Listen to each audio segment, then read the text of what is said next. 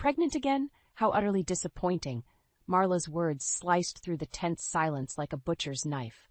My stomach dropped as I slowly looked up from my plate at my mother-in-law's sneering face. Evan shifted uncomfortably beside me, but stayed silent as usual. Marla continued, her voice dripping with disdain. Another daughter, I assume? When are you going to give my son the heir he deserves? I felt the blood drain from my face as the weight of her words slammed into me. This was supposed to be a joyful celebration dinner for my pregnancy, but Marla had once again managed to turn it into a humiliation. Mother, please. Evan finally muttered, but she waved him off dismissively. Don't mother me. You're just as frustratingly submissive as your father was. If you don't control your wife, she'll keep popping out these disappointing female placeholders. Tears stung my eyes as I finally found my voice. Zoe is not a placeholder. She's our beloved daughter, and this pregnancy is still early. We don't know the sex yet. Oh, spare me. Marla rolled her eyes. With your atrocious track record, it's clearly another girl. You're a broodmare failure. The venom in her tone shook me to my core. Evan's head hung low, crushed by his mother's verbal lashing. Hurt and rage burned inside me, but I knew defending myself was futile against this woman's cruelty. I need some air, I managed to choke out, pushing back from the table. I had to escape before breaking down completely. Marla scoffed as I rushed away. Running away again, are we? Typical. I hurried out to the back patio, gulping in the cool night air as burning tears streaked my cheeks. How could she be so hateful and demeaning toward me? Footsteps approached, and I tensed, steeling myself for another barrage of insults. But it was Evan, his face etched with sadness and apologetic. Lena, I'm so sorry, she was completely out of line back there, he said softly, taking my hand. You know how important you and the kids are to me. Don't listen to her vitriol. I pulled my hand away, suddenly angry at his passivity. But I did listen, Evan. For 8 years, I've listened to her constant put-downs and cruelty toward me, toward Zoe. When are you finally going to stand up to your mother? Evan's eyes widened, then quickly averted. You know how she is. She'll never change, he mumbled weakly. I felt something inside me harden at his words. For the first time, I truly saw Evan's inability, or unwillingness, to protect me from his mother's abuse. In that moment, the illusion of our marriage began cracking before my eyes. As I looked into my husband's beaten, submissive stance, I realized with sinking dread that this pattern would never end. Marla's iron grip over him was unbreakable, and I was the perpetual target for her destructive need to dominate. Warily, I turned and headed back inside, leaving Evan standing alone with his spineless excuses. I sensed this was the beginning of an inescapable downward spiral that would alter my family forever. If only I knew then just how devastating the consequences would be. The tension hung thick in the air as Marla smoothed her silk blouse, a self-satisfied smirk playing across her lips. Lena, dear, I have some news that may shake things up a bit. I eyed her warily from across the kitchen counter. What are you talking about? Well, you know how concerned I've been about securing a legitimate heir for my son, she began in a mock-sympathetic tone. A daughter is lovely, but it simply won't do for carrying on the family legacy. Rage simmered within me, but I bit my tongue. After the disastrous dinner weeks ago, I knew any protest would be futile against this woman's twisted agenda. Marla continued, so I took matters into my own hands to help solve this delicate issue. I introduced Evan to a wonderful young lady, Sienna. She's fertile, devoted, and more than capable of providing him with the son he deserves. The words hung in the air like a bad dream. But Marla's vindictive stare told me this was no nightmare. It was disgustingly real. You brought another woman into our marriage to have a baby with my husband? I sputtered, struggling to process this depths of her depravity. Oh, don't be so dramatic, she scoffed. I'm doing what's best for my son's future. You've proven quite incapable in that regard. The casual cruelty of her words struck me like physical blows. How could anyone be so utterly lacking in human empathy? You cruel, manipulative hag, I cried out, unable to contain my anger any longer. Does Evan even know about this vile scheme? A slow, satisfied smile spread across Marla's face. Why don't you ask him yourself, dear? On cue, Evan stepped into the room, flanked by a slim, overly made-up woman I didn't recognize. Sienna, I presumed. The look of sheepish contrition on my husband's face said it all. You allowed this? Your own mother brought another woman into our marriage to bear your child? I stammered, feeling the world crumbling around me. Evan couldn't meet my eyes. Lena, we've talked about how important carrying on the family line is. So you're just going to let your mother pimp out some cheap whore to get what she wants?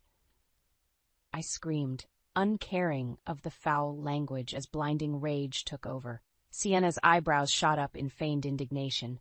Evan finally looked at me, his expression hardening to match his mother's callous demeanor. This is for the greater good, Lena. My duty as a man. If you were able to do your wifely duties properly, we wouldn't need to go to such extremes. His cold, rehearsed words lanced through my heart like daggers. This was really happening. My own husband was utterly betraying me in the most humiliating way possible, all with his mother's enthusiastic support. Marla chuckled at my stunned silence. Don't worry, dear. Once Sienna properly breeds, you can focus your energy on my granddaughter. We wouldn't want you feeling completely useless. Her words ignited an indescribable fury within me that I never knew I possessed. With a primal scream, I grabbed the nearest object, a heavy ceramic vase, and hurled it with every ounce of strength. It struck Marla squarely in her smug face, shattering viciously and spraying blood and ceramic shards across the room. Sienna shrieked in horror as Marla crumpled to the floor, clutching her ruined face and howling in agony. Chest heaving, I turned to Evan, seeing the shock and fear in his eyes. In that unrestrained moment, I knew my marriage had disintegrated into ashes. There would be no forgiving this ultimate betrayal. Marla's monstrous machinations had cut straight through the very core of my world. The only thing left was vengeance. The eerie silence hung heavy in the air as Marla's wails finally subsided. I stood motionless, fists clenched, glaring at the crumpled, bleeding form of my monstrous mother-in-law on the kitchen floor. Evan stared at me with a mixture of shock and fear. Beside him, Sienna shrank back, clearly shaken by my outburst, but still clinging to her role in this sick charade. You crazy bitch! Marla's trembling voice finally broke the tension, thick with a combination of pain and rage. I'll see you arrested for this. Assaulting me in my own home. Your home? I scoffed, unable to contain the sudden resurgence of fury rippling through me. This is my home, the home I made with my husband, the man you're trying to pimp out behind my back like some kind of degenerate mother-pimping monster. Marla opened her mouth to protest, but I cut her off with a raised hand. No, don't even try denying it, you hateful crone. I heard everything, how you willingly brought this woman into my marriage explicitly to cuckold your own son. I turned my fiery glare to Evan, who flinched as if struck. And you spineless coward, going along with your mother's demented plans, ready to stick your dick into the first fertile womb she picks for you. Lena, he began weakly, but I wasn't about to let him make pathetic excuses. Did you really think I wouldn't find out? That I'd just be a good little wifey while you knocked up some cheap hussy on the side? Hey! Sienna's shrill voice cut in, her fake-baked face contorting with indignation. I am not some hussy! Your bastard husband came on to me! I whirled on the overly made-up woman, feeling a cruel smile spread across my face. Did he now? So tell me, when you were spreading your legs for a very married man, did you stop to think about his innocent family you were helping to destroy? Sienna opened her mouth, but nothing came out. Deep down, even she realized how reprehensible her role was in this sordid scheme. Chuckling darkly, I turned back to Evan. Unfreaking believable. I gave you everything. A beautiful child, a loving home, an amazing life, and you were ready to just throw it all away to satisfy your mother's unhinged breeding fetish. Marla stirred, glaring up at me, her face already starting to grotesquely swell from the vase impact. You have no one to blame but yourself, you infertile. Enough, I roared, slamming my fist down on the counter, hard enough to make them all jump. I have had it with your bottomless well of cruelty and manipulation. If having a son is so obsessively important, then Evan is welcome to it. Striding over to a small desk, I snatched up a pen and a sheaf of papers, thrusting them toward Evan with cheeks burning. Separation agreement. You can have your son's situation, your freedom to breed some new little heirs with that plastic surgery disaster over there. Evan gaped, stunned into silence. Even Sienna seemed jolted by my actions as the gravity of the situation sank in. "Well?" I demanded through gritted teeth. "Sign it and get out! Take your vile, treacherous mother and your stupid son quest and just go. I want you out of my house, out of my life." Slowly, numbly, Evan took the pen and stared at the agreement. A heavy pause seemed to blanket the room as Marla and Sienna looked on with matching expressions, a mixture of surprise and sickening satisfaction. Then, with a trembling hand, Evan scrawled his name in harsh strokes across the papers, officially ending our marriage in that single callous gesture, as his mother had always intended. Exhaling hard, I snatched the signed pages back from his hand, our eyes locking in one last, searingly intense glare. Then I turned and walked upstairs without another word, clutching the proof of my broken world and wondering how I would ever be able to piece my shattered life back together. The next few days passed in a numb blur. Evan and his mother had stormed out after the confrontation, taking their co-conspirator Sienna with them. An eerie silence descended over the house I once thought of as my loving home. I drifted aimlessly, my mind struggling to process the devastating implosion of my marriage. Logically, I knew signing those separation papers was the only recourse after Evan's unforgivable betrayal. And yet, the overwhelming sense of loss threatened to swallow me whole at times. Zoe, our 8-year-old daughter, seemed to pick up on the heavy tension despite my efforts to shield her. She became quieter, clingier, her usual bright exuberance dimming. "Mommy, where did Daddy go?" she asked one evening as we picked at our dinner in silence. I froze, unprepared for the question. Part of me wanted to proclaim the ugly truth, that her father had abandoned us to chase some atavistic need to breed an heir with another woman. But I couldn't bring myself to shatter her innocence so completely. "Daddy had to go away for a little while, honey," I hedged, struggling to keep my voice steady. "Work things." Zoe frowned, clearly picking up on my emotional disquiet. Ever the empath, just like her mother. "Are you sad, Mommy? Did you and Daddy have a fight?" "Something like that, baby," I managed, fighting back the lump swelling in my throat. "But everything will be okay, I promise." The lie tasted like ashes on my tongue, because in that moment there was no way to see how anything could ever be okay again. A sharp knock at the door jolted me from my reverie. Zoe looked up, eyes wide with something like hope. "Is that Daddy?" "Stay here, sweetie," I said quickly, rising to answer the door with trepidation curling in my stomach. But it wasn't Evan on the other side. Instead, a sharply dressed man in an expensive suit stood with a crisp folder in his hands. "Mrs. Redding," he asked brusquely without preamble, "I'm Mr. Collins, an associate of your husband's." An icy fist gripped my heart as I suddenly sensed where this was headed. The separation had clearly begun the legal fractures. "My firm has prepared these documents for you to review and sign," Mr. Collins continued, all business as he held out the folder. Hesitantly, I accepted the hefty stack of papers, dread settling like a cold stone in my gut. This was really happening, the death knell of my marriage after Evan's sickening betrayal. As I mechanically paged through the legalese, certain phrases jumped out in harsh simplicity. Petition for dissolution of marriage, rendered the covenant irreparably broken, division of assets favoring the male issue-bearing party. I felt the blood drain from my face as awful realization bloomed. This wasn't just a simple divorce agreement.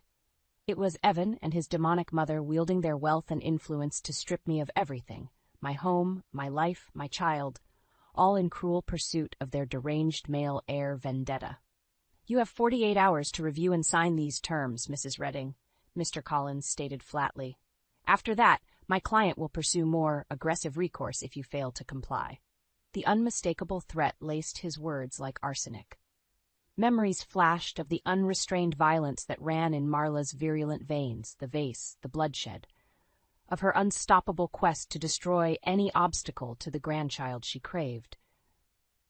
My treacherous, spineless husband had clearly thrown in with his vile mother. He would stop at nothing to cut me out of his life completely, all for the unforgivable sin of bearing him a daughter instead of a son. A cold, dead feeling settled over me, the final vestige of our broken marriage crumbling to bitter ash. There would be no more tears, no more desperate pleas or self-delusions. I was truly and utterly alone now, except for my innocent little girl watching in sad confusion from the next room. the pure, bright spirit that was supposed to be my greatest joy, but in that stark moment she became my sole lifeline, my unbreakable reason to endure the coming storm. I turned to Mr. Collins, my jaw rigid. "Tell your client that after 48 hours he can expect to hear from my attorney," I stated in a toneless rasp, "because I'll be damned if I let him take my daughter too." With that, I shut the door in the lawyer's face. Then I turned and pulled a confused Zoe into my arms, holding her tiny form as if she were a life vest in a raging sea. There would be no surrender, no matter how viciously Evan and Marla tried to drown me. For Zoe's sake, I would find a way to stay afloat and make them pay dearly for their twisted sins. The next 48 hours were a blur of grim determination. I knew time was short before Evan and Marla would attempt to strip me of everything I held dear. First, I secured a shark of a divorce attorney, Caroline Weston. Steely, aggressive, and with a reputation for devouring entitled rich husbands like Evan. "This is one of the most blatant, unethical cases of alienation of affection I've ever seen," Caroline stated in a cold fury after I recounted the sordid details. "We're going to crucify this bastard and his Medea of a mother." Her words kindled a flame of hope that I could indeed survive this nightmare with my daughter and some shreds of dignity intact. Next was gathering ammunition, any proof of Evan's misdeeds that could be leveraged in the coming war. I pored over financial records, discovering his company had been filtering money to an offshore account for years.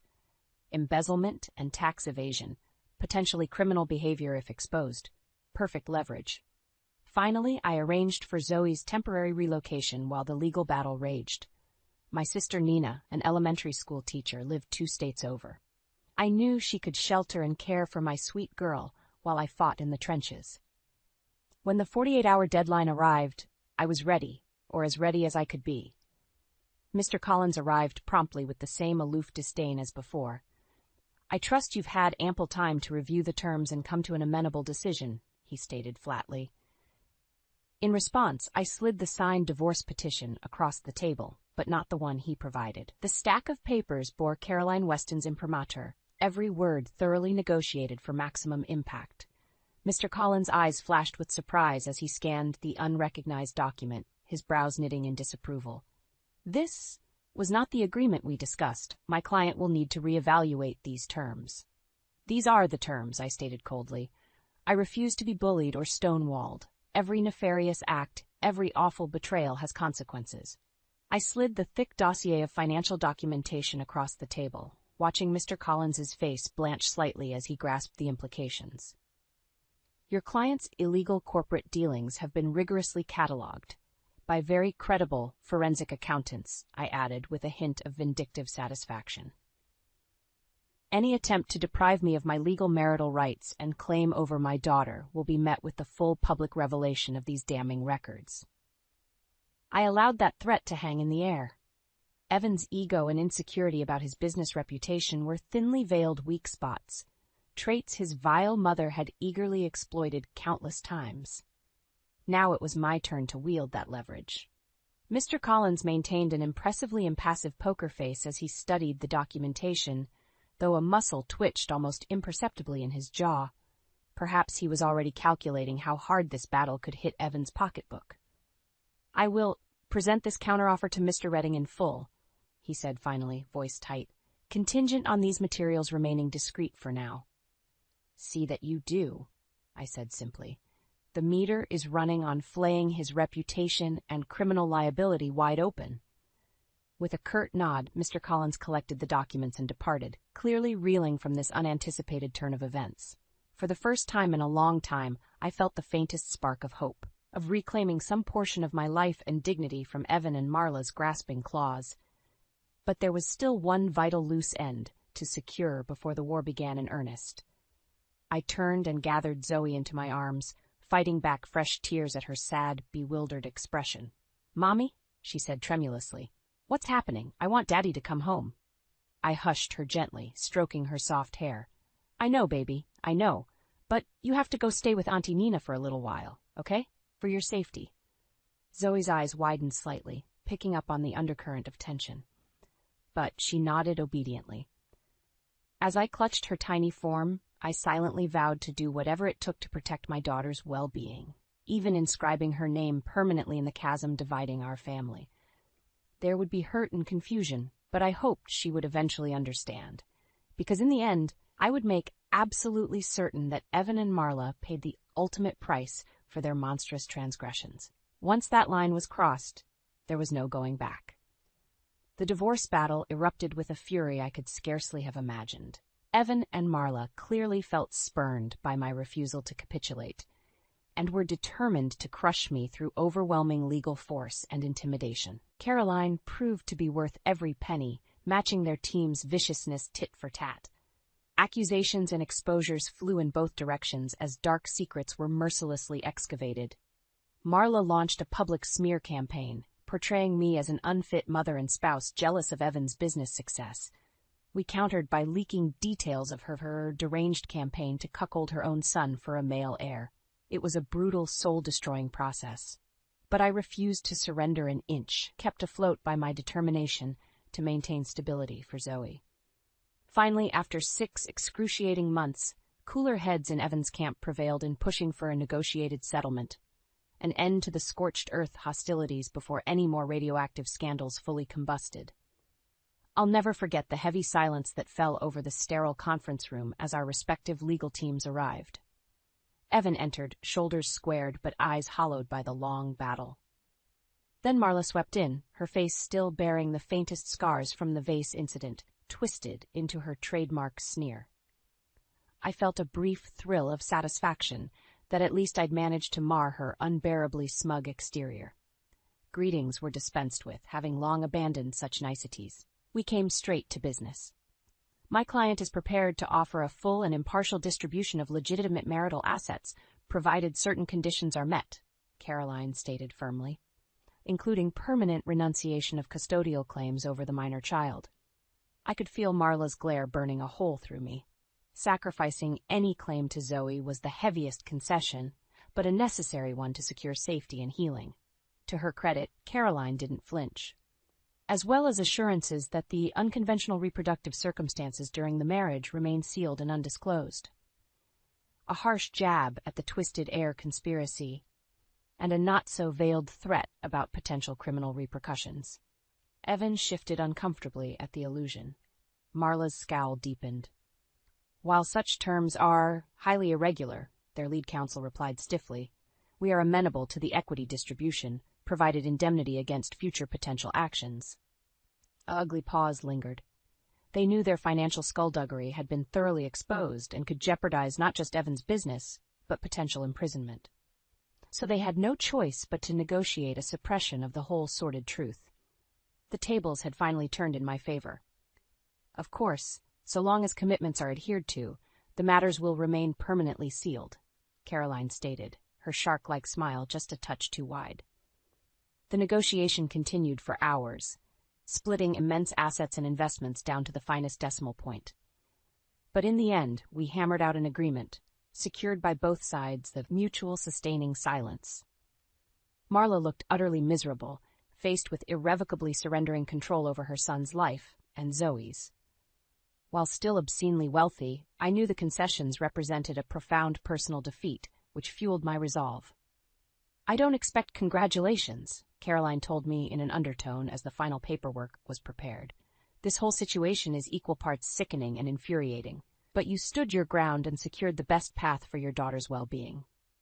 I could only nod numbly, my strength finally waning after the marathon ordeal. There was no jubilation or catharsis, only the cold satisfaction of having survived this battle, of inflicting some semblance of consequences on Evan and Marla for their grotesque transgressions, and ensuring a future of stability for Zoe. Sliding the notarized agreement across the desk, I met Marla's seething glare one last time. Don't ever set foot near me or my daughter again, you twisted, evil bitch. Too weary even to revel in her impotent sputtering at the insult, I simply stood and walked out, gathering the last remnants of my dignity to forge a path into this new, uncertain life. There was still one final loose end to tie up, and I intended to cut Marla's last thread of delusion with utmost precision. With the divorce settlement finalized and my financial future secured, I could finally turn my focus to rebuilding my life, our life, free from Evan and Marla's toxic orbit. My first priority was reintegrating with Zoe. The poor girl had been shuttled between relatives for months, kept at a cautious distance from the legal war zone raging between her parents. I could only imagine the confusion and hurt she must have felt. When Nina brought her home that first day, Zoe ran straight into my arms, her little body trembling with soft sobs.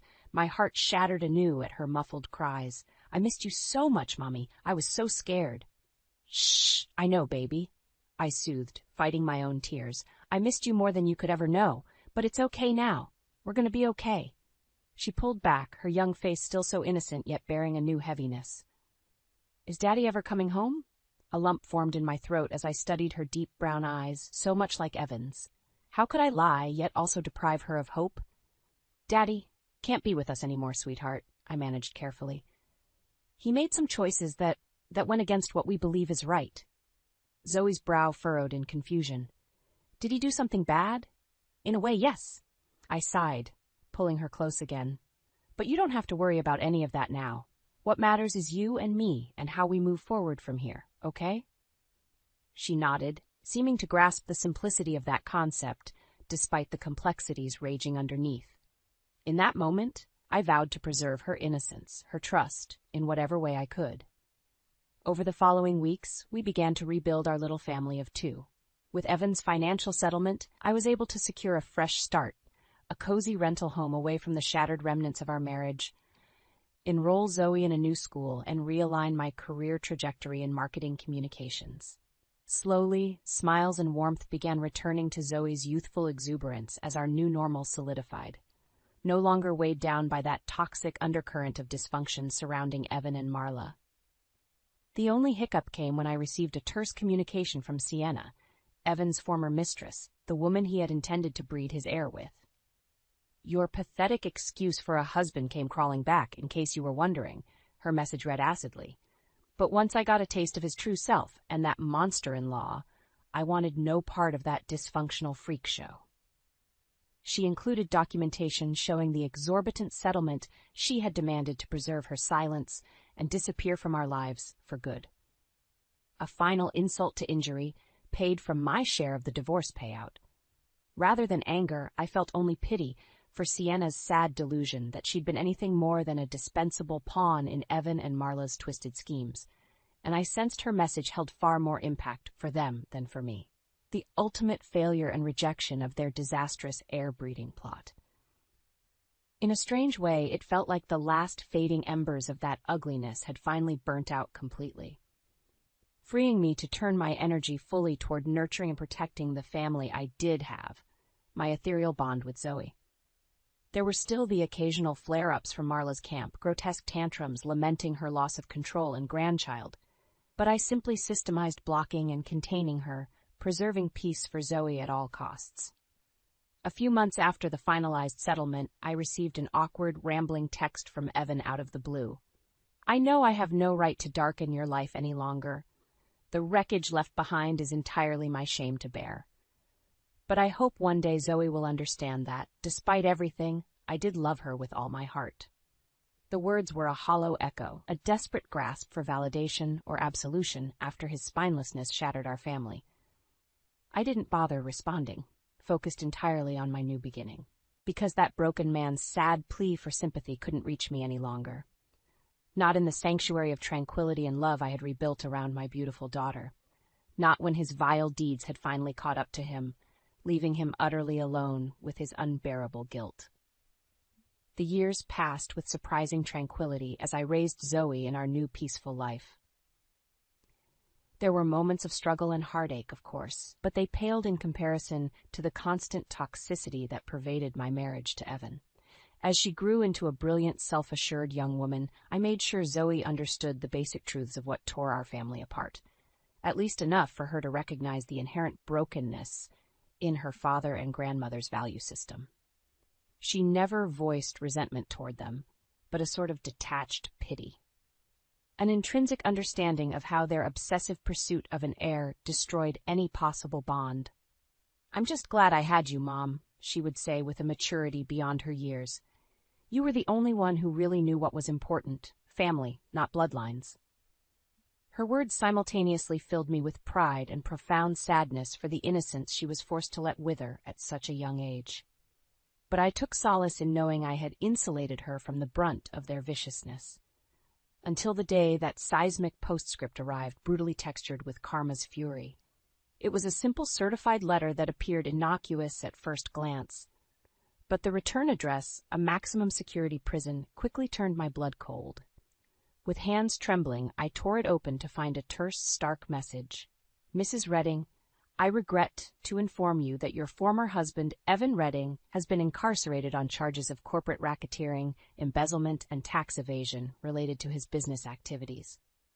The legalese continued, but my vision blurred as the full weight landed. Evan was going to prison for upwards of a decade, his career and reputation utterly immolated in the wake of those charges. Just like I had threatened all those years ago with my hidden evidence, a thermonuclear strike I'd hoped would never truly be detonated. Clearly, authorities had dug deeper in the aftermath of our brutal divorce and uncovered the full crater of his financial chicanery. The sick twist of satisfaction I felt soured in an instant, replaced by a mix of stunned dismay and something worse, something deeper. Remorse and empathy I didn't want to feel for that wretched man. Because no matter how unforgivable his actions, no matter how much he deserved punishment, I knew this development would utterly shatter Marla. Her whole world, her whole cancerous obsession for continuing the family empire through a male heir, would finally collapse in on itself with Evan incarcerated. She would be alone, bereft, her manipulative power machinations reduced to ashes at last. I tried to stamp out the small tendril of compassion worming through me, reminding myself of her boundless cruelty, her eagerness to obliterate my own family. Yet it persisted, the ghost of the hopeful young bride I had once been, sickened by the realization that Marla had doomed herself and her deepest desire through her very quest to obtain it. Her worldview had been her undoing. The ramifications, of course, would ripple out in unpredictable waves. What would become of their real estate empire and wealth with Evan behind bars? And more urgently, what about Zoe? I was deep in thought, rereading the letter for any clues, when the front door opened and my now-grown daughter swept in from classes. "Hi, Mom. Did you hear from—" She stopped short, taking in my pale, shaken expression. "Mom, what is it? What's wrong?" Drawing a steadying breath, I wordlessly handed her the letter. Zoe's eyes rapidly scanned the contents, her brows shooting upward in disbelief. "Oh my God, Dad's in prison?" She looked up at me, the shock and hurt palpable despite our long estrangement from Evan. I moved to pull her into a comforting embrace, stroking her hair just like when she was little. "I know, honey, I know. It's a lot to process." She held me tightly for a long moment, and I could sense her whirling thoughts settling like sediment through cloudy waters. Finally, she pulled back, eyes resolute and voice steady. "This doesn't change anything for us, Mom. His mistakes, his crimes, that's on him. We've built a good life beyond his mistakes and grandmother's madness."